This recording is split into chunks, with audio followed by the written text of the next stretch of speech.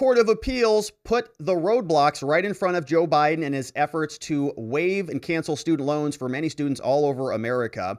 The judge issued an order, very short order, but I want to share it with you here today. You can see this order filed out of the 8th Circuit Court of Appeals, state of Nebraska versus Joe Biden in his official capacity as president. This is on appeal from a lower level court, the Missouri court out of St. Louis. They took this case up and they said that the Biden student loan executive order was unconstitutional. Now the Court of Appeals has come down and they've ruled as follows. They say, appellant's emergency motion for an administrative stay that stops the government from discharging any student loan under their cancellation program is granted. So the Biden administration at this moment can't just start dismissing student loans. Now, it doesn't mean it's permanent, but it is until this court rules on the appellant's motion for the injunction. So all of this stuff is making its way through the court right now.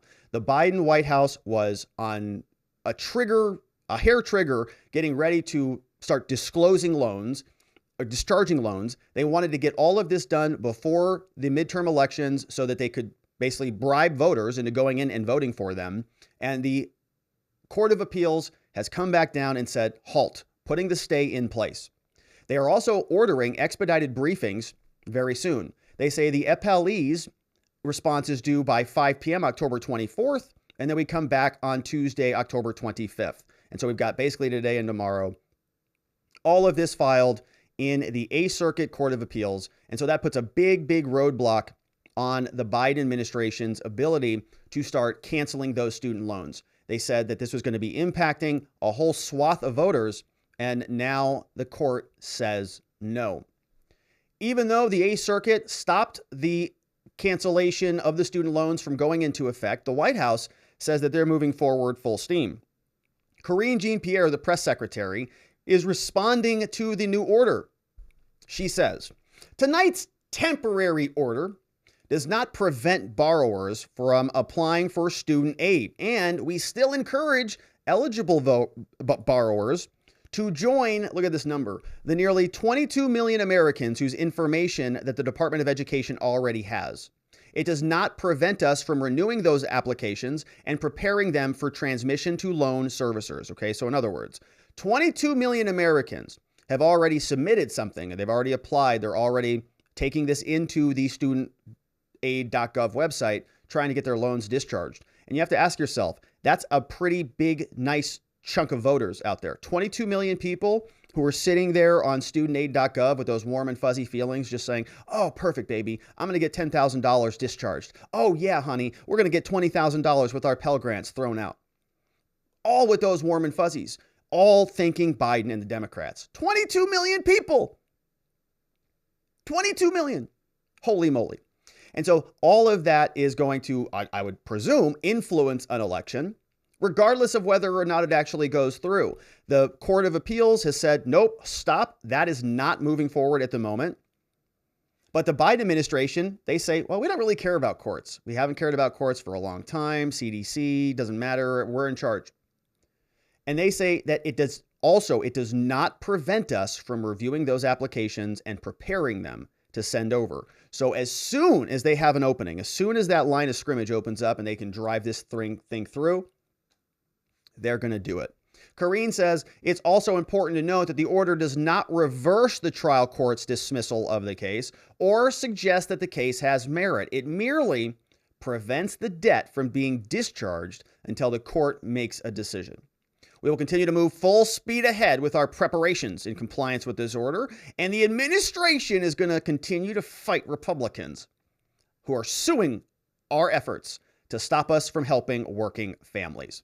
From Karine Jean-Pierre over at the White House. Now, you see this little bat they have here? This little spooky Halloween bat. Can you guys see this here? Let's open this up. Yeah, see, they have a little bat flying around on the White House up there. It's very spooky, but I guess it's very festive. Nice touch from our government. Yeah, so there's little bats flying around. All right. So, okay, so at least they're festive out there. But that's the White House, of course, responding to this. The judge said, "You're done." The White House said, "Well, for now, we're still prepping this stuff and we're going to shove it through if you like it or not." But Biden really, I think, doesn't know too much about what is actually going on here. The president is confused. He seems to think that he passed the student loan bill into law, eking it through by a very close margin. Unfortunately, the student loan cancellation program wasn't a bill. It didn't go through Congress. It was an executive order that came out of this guy's White House. So what is he talking about? The other piece, what we're trying to do is, you're probably aware, I've just signed a law that's being challenged by my Republican colleagues, who are the same people who got PPP loans for up to close to, in some cases, up to $500,000-$600,000. They have no problem with that. The individuals in Congress got those. But what we've provided for is, if you went to school, if you qualify for a Pell Grant, you qualify for you qualify for $20,000 in debt forgiveness. Come on, good. Secondly, if you don't have one of those loans, you just get $10,000 written off. It's passed. I got it passed by a vote or two, and it's in effect. And already a total of, I think it's now 13 million people have applied for that service. Got it passed by a vote or two? Joe, it was an executive order that you signed. There was no vote, which is a little bit of a problem. Because are the people who are bringing him documents to sign, are they telling him where the documents came from? Or are they just shoving them in front of his face? It came from, what is this? It came from Congress. Just shut up, Joe. Just sign it. Just shut up. What about this one? It's an executive order. It came from, it's a birthday card to Hunter. Okay, just shut up and just sign. Okay, ice cream, right? They have no idea. So, this one, it came from Congress, but it didn't come from Congress. It came from executive orders. So it's a big difference because one has legitimacy and a constitutional underpinning. One, if it came through Congress, would be legitimate. There's nothing really to contest there. They have the power of the purse. They can spend money. They can pass these bills however they want to do it.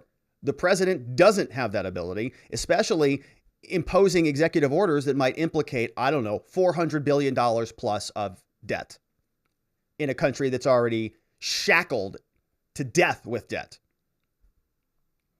But he doesn't know. He just doesn't know where he is or what he signed or how it got signed. And nobody even asks him any questions about it. He just kind of, it doesn't really matter. Those are details, Rob. Those are details. Stick to the big picture stuff. But there is probably a good reason why he doesn't know. It's because he doesn't know where he is.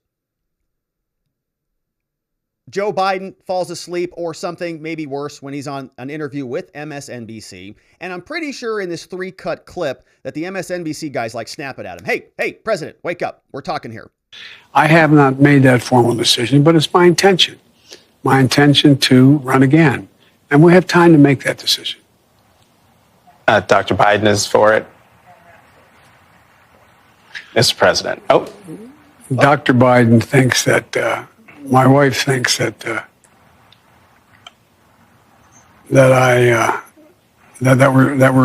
doing something very important. Okay. Goodness. He really came through on that last bit there. I wasn't sure he was going to make it. Got a little dicey there at the end. But he brought it home. Now, did you see there are 3 different cuts in this? We've got 1 angle, 2 angle, and then a 3rd angle again. Okay, now they do this when they're hiding something. They clip something out of here, even pretty worse. That's why they do the old switcheroo, right? If it's a straight shot, they don't need, you don't need 3 separate videos spliced together. But here, changes, and you hear him up. Let's listen to this again. My goodness. I have not made that formal decision, but it's my intention. My intention to run again. And we have time to make that decision. Dr. Biden is for it. Mr. President. Dr. Biden thinks that, my wife thinks that, that we're doing something very important. Oh my gosh. Okay, so that's the in one of those edits, he might have just been like, he might have just fallen over or something, and they just propped it back up. Who knows? But that's our very sleepy president. And holy moly, Trump can really hit the home run with some of those nicknames from time to time. Talk about sleepy Joe Biden. The dude is literally falling asleep while he's being asked about the possibility of running again. Do you have stamina? Can you stay awake for a whole second term, sir? Absolutely, I can, probably. Falling over, because he can't stay awake or cognizant. It's not good. He's in charge of the country. He's running everything. So that's Biden. Now we'll see how they respond or what the Court of Appeals does, and continue to cover the student loans discharge story. Thank you for subscribing and joining us as we continue to cover